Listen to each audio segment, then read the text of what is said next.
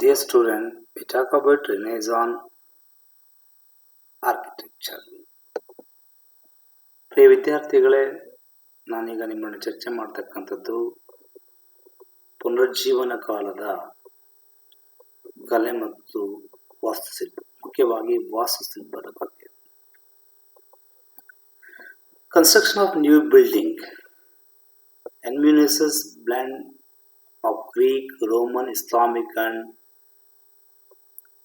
Byzantine styles. The Renaissance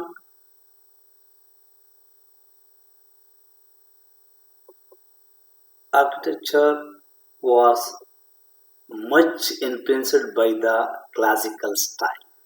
The Gothic style, which the Christians in origin, was discarded, and the ancient Greek orders Doric, Ionic, and Corinthian were re-employed. Domes, arcs, and columns were the chief features of the Renaissance architecture. Ascent-shaped windows were provided instead in the rounded windows. ಪುನರುಜ್ಜೀವನ ಕಾಲದಲ್ಲಿ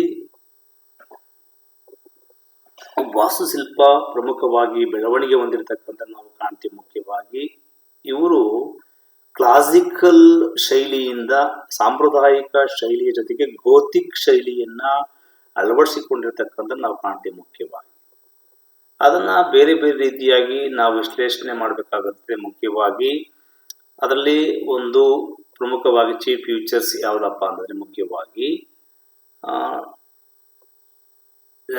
lesson shaped windows were proved instead in the round windows. Round ಆಗಿರ್ತಕ್ಕಂತಹ ಒಂದು ನಾವು ಕಿಟಕಿಗಳನ್ನ ಕಾಣಬೇಕಾಗುತ್ತೆ, dome ಅನ್ನ ಕಾಣಬೇಕಾಗುತ್ತೆ. ಮುಖ್ಯವಾಗಿ ನಾವು ಅಲ್ಲಿ ಮುಖ್ಯವಾಗಿ ಕಾಣ್ತಕ್ಕಂಥದ್ದು arch ಅನ್ನ ಕಾಣ್ತೀವಿ. ಮುಖ್ಯವಾಗಿ ಕಾಲಮ್ ಅನ್ನ ಪ್ರಮುಖವಾಗಿ ನಾವು ಕಾಣಬೇಕಾಗುತ್ತೆ. ಮುಖ್ಯವಾಗಿ ಅದರ ಜೊತೆಗೆ ಇವರು ಗ್ರೀಕ್, ರೋಮನ್, ಇಸ್ಲಾಮಿಕ್ ಶೈಲಿ ಮತ್ತು ಬೈಥಾನಿಕ್ ಸ್ಟೈಲ್ ಅನ್ನು ಅನುಸರಿಸಿರ್ತಕ್ಕಂಥ ನಾವು ಪ್ರಮುಖವಾಗಿ ಅಲ್ಲಿ ಗಮನಿಸಬೇಕಾಗುತ್ತೆ. ಮುಖ್ಯವಾಗಿ ಅದರ ಶೈಲಿ ಅನ್ನು ಅನುಸರಿಸಿರ್ತಕ್ಕಂಥ ನಾವು ಪ್ರಮುಖವಾಗಿ ಗಮನಿಸಬೇಕಾಗುತ್ತೆ. ಇಂಪ್ಯಾಕ್ಟ್ ಆಫ್ ದ ಸ್ಕಲ್ಚರ್ ಅಂತಕ್ಕಂಥ ಮುಖ್ಯವಾಗಿ ಅವತ್ತು sculpture which is the usually A part of architecture attain the status in an independent art during the age of Renaissance. Ghiberti ಮುಖ್ಯವಾಗಿ ಡೆಂಟಲೋ, ಲೂಸಿ ಡೆಲ್ಲಾ ರೂಬಿಯಾ ಅಂತಕ್ಕಂಥವರು ಪ್ರಮುಖವಾಗಿರ್ತಕ್ಕಂತಹ ಸ್ಕಲ್ಚರ್ ರೂವಾರಿಗಳಾಗಿರ್ತಕ್ಕಂಥ ನಾವು ಪ್ರಮುಖವಾಗಿ ಗಮನಿಸಬೇಕಾಗುತ್ತೆ. ಮುಖ್ಯವಾಗಿ Ghiberti was the first great ಅಬ್ಸ್ಟ್ರಲ್ a new sculpture, ಹೊಸದಾದಂಥ ಒಂದು ಕಲ್ಪನೆಯನ್ನ ಬರೆದಂಥವ್ರಿದ್ದ. ಈ produce the magnificent bronze doors on the ಬ್ರಾಫ್ಸ್ಟಿ at Florence. Michelangelo remarked that the doors were worthily a brick placed at the entrance to the paradise. Lifelike status of Saint Mark was the masterpieces of Dentalo. A school of sculpture was established the Rubia, who worked the glazed terracotta. The gymnastic structure of the David, the colossal Moses and the Petia, showing the Virgin seated, holding on knees on the purified church.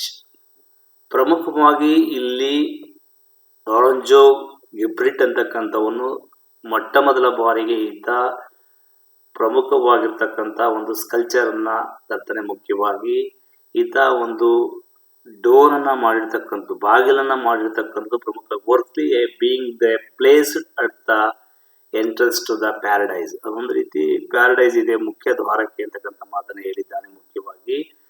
ಅದೇ ರೀತಿ ಡ್ಯಾಂಟಲೋ ಕೂಡ ಪ್ರಮುಖನಾದಂತಹ scent mark ಒಂದು ಇದನ್ನ ಮಾಡಿರ್ತಕ್ಕಂಥದ್ದು ಒಂದು ಪ್ರಮುಖನಾದಂತಹ ವ್ಯಕ್ತಿಯಾಗಿದ್ದಾನೆ. ಅನಂತರ ರೂಬಿಯಾ ಅಂತಕ್ಕಂಥನು ಕೂಡ ಪ್ರಮುಖವಾದಂತಹ ಒಂದು ವ್ಯಕ್ತಿಯಾಗಿದ್ದಾನೆ ಅಂತಕ್ಕಂಥದ್ದನ್ನು ನಾವು ಪ್ರಮುಖವಾಗಿ ಗಮನಿಸಬೇಕಾಗುತ್ತೆ. ಮೈಕಲ್ ಏಂಜಲೋ ಅಂತಕ್ಕಂಥನು ಮುಖ್ಯವಾಗಿ, ಪಿಯಾಟೋ ಅಂತಕ್ಕಂಥದ್ದು ಮುಖ್ಯವಾಗಿ, ಪಿಯೇಟಾ ಅಂತಕ್ಕಂಥ ಮೈಕಲ್ ಏಂಜಲೋ ಅಂತಕ್ಕಂಥವನು, ಅವನ ಒಂದು ಸ್ಕಲ್ಚರ್ ಕೂಡ ಪ್ರಮುಖವಾಗಿರ್ತಕ್ಕಂಥ ನಾವು ಇಲ್ಲಿ ಗಮನಿಸಬೇಕಾಗುತ್ತೆ. ಮುಖ್ಯವಾಗಿ Saint Peter Church in Rome, St. Paul Church in London, and St. Mark Church in the Vienna may be the cited in the most familiar example of the Renaissance architecture and sculpture ಅಂತಕ್ಕಂಥ ಮಾತನ್ನ ಅವರು ಬರೆದಿರ್ತಕ್ಕಂಥದನ್ನ ಪ್ರಮುಖವಾಗಿ ನಾವು ಗಮನಿಸಬೇಕಾಗಿದೆ. ಇದರ result ಅನ್ನು ಗಮನಿಸಿದಾಗ ಮುಖ್ಯವಾಗಿ the Renaissance movement produced the following impact and result ಅಂತಕ್ಕಂಥ ಬರೆದಿದ್ದಾರೆ ಮುಖ್ಯವಾಗಿ. The first one, dawn of modern age. Second one, humanism, vernacular literature, setback for church, geographical discoveries, development of art and architecture ಅಂತಕ್ಕಂಥ ಮಾತನ್ನ ಬರೀತಾನೆ. The first one, dawn of modern age. The Renaissance assured in the modern age.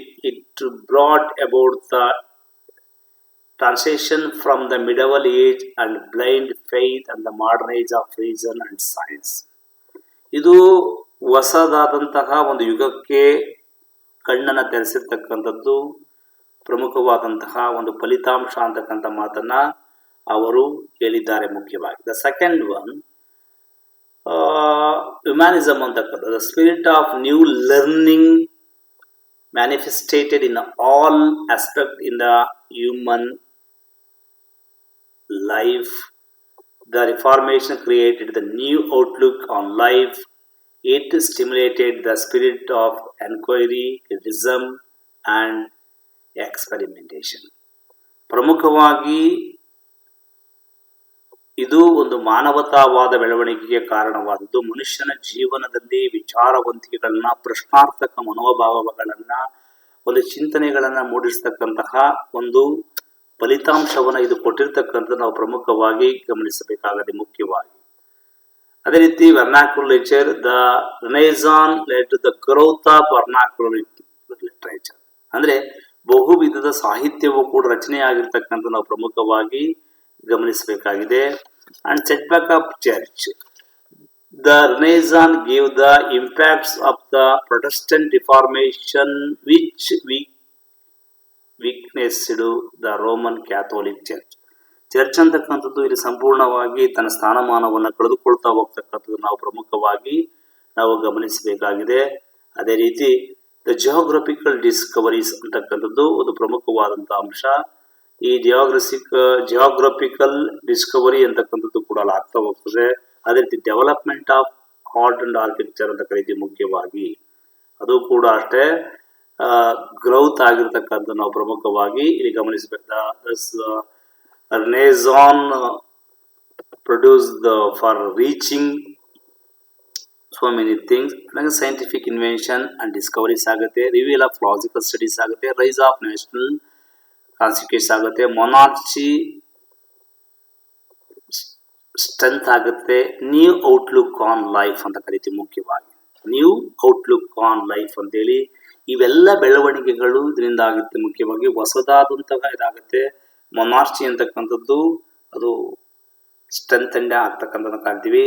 ಒಂದು ರಾಷ್ಟ್ರೀಯತೆಯ ಮನೋಭಾವನೆ ಅಂತಕ್ಕಂಥದ್ದು ಮೂಡಿರ್ತಕ್ಕಂಥ ಪ್ರಮುಖವಾಗಿ ಇಲ್ಲಿ ನಾವು ಗಮನಿಸಬೇಕಾಗಿದೆ ವಿದ್ಯಾರ್ಥಿಗಳೇ.